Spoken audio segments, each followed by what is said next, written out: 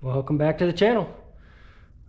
Today's video we are going to be going over the tunnel. So you can see I've already kind of got some plastic down, some things going, getting ready to start cutting. First thing I want to show you though is the new piece going in. So this whole tunnel I cut way more than I needed out of the donor car just so I had plenty. I went and this is the piece that I'm going to need. So I found some reference marks on the other tunnel so that I can make sure this gets lined up. As you can see, there's this seam which I pointed out in some other videos on the inside of the car, and I'll point out again when we get there, but that seam is the same on both tunnels. And then down here you can see there's some different angles through here. Those really help line everything up too. If we go in here and take a look at the inside of the car now, I've already highlighted where that seam was. That's where I'm planning on cutting. So I came in here and referenced these angles down here to get this to where I know this is in the right spot. And then as well, there's this little lip here. That's the same on the other one, and I cut right along that. So once I got to where I know the tunnel's going to be in the right spot based on those, I went ahead and outlined this piece. So you see I got the mark all the way around it. And what I'm going to do is I'm going to leave about a 1/2 inch lip to an inch lip all the way around. And I've drilled holes where I want to cut. So you see all the corners kind of have holes drilled. And you can see down here I'm a little fat. I'm going to round this edge on the patch piece, trim up along in the bottom a little bit so it's not so thick. But what I'm going to use is just a jigsaw. Seems to work pretty well with a kind of a universal cut bit. And I'm just going to follow this line we're going to cut out first. So do a little bit of time lapse of me cutting that, and we'll be back once that's out.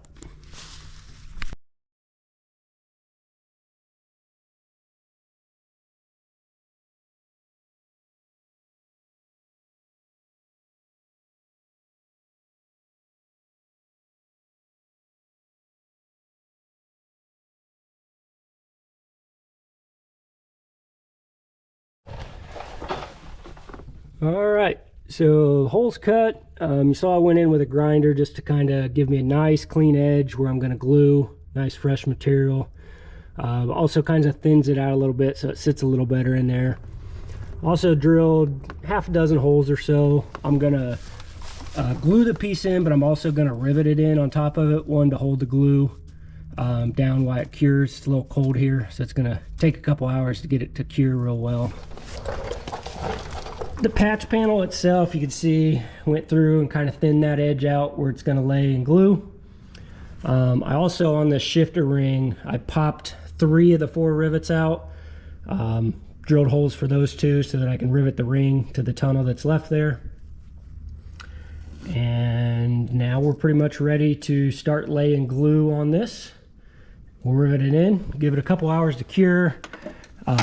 Once I get this part in, I'm going to lift the car up. I'm going to glue from the back side too, and kind of give it almost like a seam sealer, make it look nice and smooth. We'll give it a couple hours to cure, and then I'm going to come back in and paint it gloss white so that it looks as close to factory as possible. Show you the glue I'm going to use. So just got some JB Weld all-purpose panel adhesive, so this works for anything from metal to plastics, fiberglass, SMC. So this will work just fine for what we're doing. I think this ran about $40 for the epoxy. This will be more than enough for what we're doing.